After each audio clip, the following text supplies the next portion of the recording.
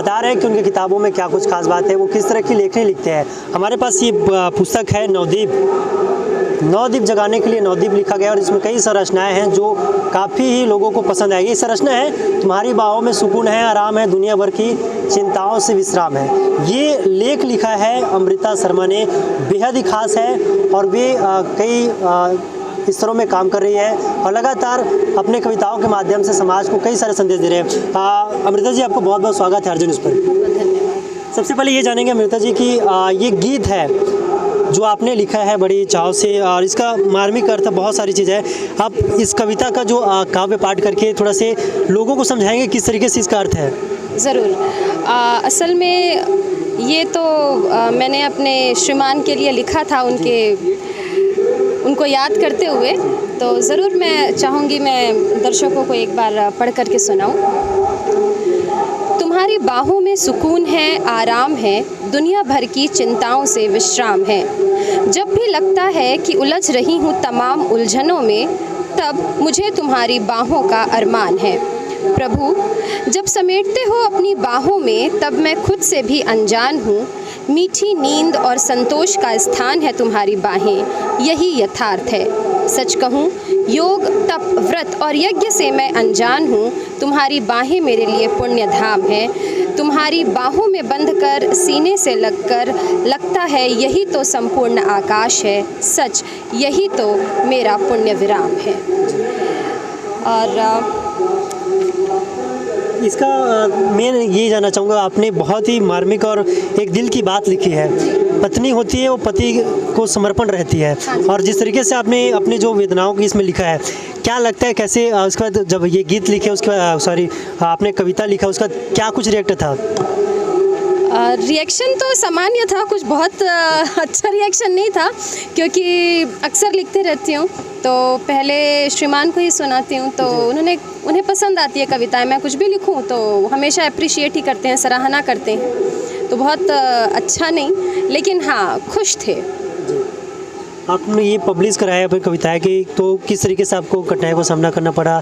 कैसे आपने इस नवदीप में आपने इस काव्य संग्रह में जगह मिला? ये नवदीप की विशेषता ये है कि इसने नए लोगों को प्लेटफॉर्म दिया है। तो चूंकि आजकल सोशल नेटवर्किंग का ज़माना है, फेसबुक के ज़रिए मुझे पता चला था कि नवदीप जो है वो नए कलाकारों को, नई रचनाओं को जो है वो आमंत्रित कर रहा है। तो मैंने संपर्क किया सुमेधा दीदी से, जो कि नवदीप का संपादन इन्होंने किया है और उन्होंने फिर मेरी 2 रचनाओं को इस किताब में जगह दी है। अमृता जी, बात करें तो सबसे पहले एक और आपके गीत इसमें तो विभिन्न चैनलों का शोरगुल, ये बेहद खास भी लगा मुझे क्योंकि ये चैनलों से संबंधित है और जो वास्तविकता आजकल हम देखते हैं कि शोरगुल का ज़माना है। एक दूरदर्शन शांत प्रिय और इसमें लिखा है कि बाकी जो है शोरगुल का अड्डा बन चुका है। क्या लगता है कैसे आपने ये गीत लिखा और कैसे आपको ये अनुभूति हुई, किस तरीके से लोगों को समझाना चाहते हैं अपने कविता के माध्यम से? जी, सबसे पहले तो मैं आपको बता दूं कि मैं दूरदर्शन में कैजुअल एंकरिंग करती हूं। हालांकि मैंने कुछ प्राइवेट चैनल्स में भी एंकरिंग की है, लेकिन फ़िलहाल लंबे समय से मैं दूरदर्शन के साथ हूं। तो मैंने दोनों में जो अंतर महसूस किया है, मैंने उसको यहाँ पर व्यक्त करने की कोशिश की है। हाल ही में ऐसे कई मुद्दे उठते हैं जिसमें हम कहते हैं कि जो प्राइवेट चैनल्स हैं वो बहुत हल्ला करते हैं, बहुत शोर मचाते हैं। दूरदर्शन कभी ऐसा नहीं करता है, माफ़ करिएगा, आप अन्यथा ना लें। लेकिन मैं सिर्फ ये बताना चाहती हूँ कि एक दूरदर्शन है वो कितना शांति प्रिय है और जो बाकी चैनल्स हैं, सभी तो नहीं लेकिन कुछ एक चैनल्स ऐसे हैं जो बहुत शोर मचाते हैं। तो मैंने उसी की तुलना इसमें की है। एक बार कविता हो जाए। ज़रूर। विभिन्न चैनलों का शोरगुल, मैं दूरदर्शन की शांति प्रिय। तू धर्म जातिवाद का समाचार, मैं साहित्य संस्कृति का समागम प्रिय। तू सदैव राजनीति का पक्षकार, मैं हमेशा इतिहास की जानकार प्रिय। तू आक्रोश, उग्र और उथला, मैं धीर गंभीर और गहराई प्रिय। तू फैशन टीआरपी के लिए भागे, मैं सादगी से स्थिर हूँ प्रिय। तू आरोप प्रत्यारोप से घिरा हुआ, मैं हूँ स्वच्छ और बेदाग प्रिय। तू है एक व्यापारी पत्रकार, मैं ठहरी देह जिम्मेदार प्रिय। तू फैलाए खबर सनसनीखेज, मैं सटीक सा समाचार प्रिय। तू आडंबर का बोलबाला, मैं एक साधारण इंसान प्रिय।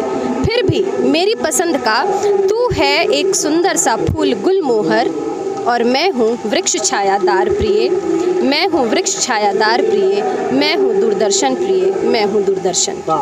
बड़ा ही आनंद है, क्योंकि इसमें जो मार्मिक जो आजकल लोगों के मन में सोचने मिलता है, हम भी जब कहीं जाते हैं तो चैनलों को वो महत्व अब नहीं मिल पाता जो पहले मिलता था। क्योंकि अब देखने वाली बात है कि आपने इस पूरे कविता में वो जो मार्मिक चीज़ें लिखी है, वो चीज़ लिखी है आपने जो वास्तव में है। कैसे देख रहे हैं और लोगों को क्या कुछ संदेश देंगे? और मैं लोगों को यही संदेश देना चाहूँगी कि वो आडंबर के पीछे ना भागें, सनसनीखेज खबरों के पीछे ना भागें। साधारण से अगर कोई खबर है तो उसे बिल्कुल साधारण तरीके से ही लें, जिस तरीके से परसा जा रहा है उस तरीके से ना लें। अपने विवेक का इस्तेमाल करें, और सोशल नेटवर्किंग का ज़माना है, बहुत सारे फेक न्यूज़ भी आ जाते हैं, तो अपने विवेक का इस्तेमाल अगर करेंगे तो वो सही और सटीक जानकारी और समाचार उन तक पहुँच पाएगी। मैं ये अमृता जी, जाने का वक्त हो चुका है और आपसे एक ही सवाल जानना चाहेंगे, आगामी आपके कौन कौन से लेख हैं जो जिस पे आप काम कर रही है, किस तरीके से आप इस क्षेत्र में, ये भी हम जानना चाहेंगे। चूँकि मेरे जो इर्द गिर्द हैं वो साहित्य प्रेमी लोग ज़्यादा हैं, तो उनसे मुझे प्रेरणा मिली और मैंने लिखना शुरू किया। और मेरा नाम अमृता है और अमृता प्रीतम मुझे बहुत पसंद है। जब मेरा जन्म होने वाला था तो मेरी मम्मी वो अमृता प्रीतम की किताब पढ़ रही थी और उन्होंने सोच रखा था अगर लड़की होगी तो अमृता नाम रखेंगे, तो मेरा नाम अमृता रख दिया गया। तो इस तरह से कह सकते हैं कि मेरे साथ बचपन से, मेरी पैदाइशी से जुड़ चुका था कुछ साहित्य से एक लगाव, बस यही। बहुत अच्छा लगा आपसे मिलकर। 2 कविताएं बेहद खास और बेहतरीन कविता आपने लिखी है, इसके लिए आपको बहुत बहुत साधुवाद है आर्जन की तरफ से। तो ये थे हमारे साथ अमृता राव, जिनके जो 2 कविताएं वो नवद्वीप में जगह बनी है, अभिनय काव्य संग्रह इसका नाम है। और निश्चित तौर पर एक बेहद कविता लिखी है अमृता जी ने, जो लोगों को बेहद पसंद आएगा, क्योंकि एक है जो दिल का रिश्ता वो बयां किया, दूसरा है कि जिस तरीके से शोरगुल का ज़माना में चैनलों का भाग है वो इसमें उन्होंने काव्य के माध्यम से लिखने की कोशिश की है। कैमरा पर्सन योगेश यादव के साथ आर्जन के लिए टिकेश वर्मा, रायपुर, छत्तीसगढ़।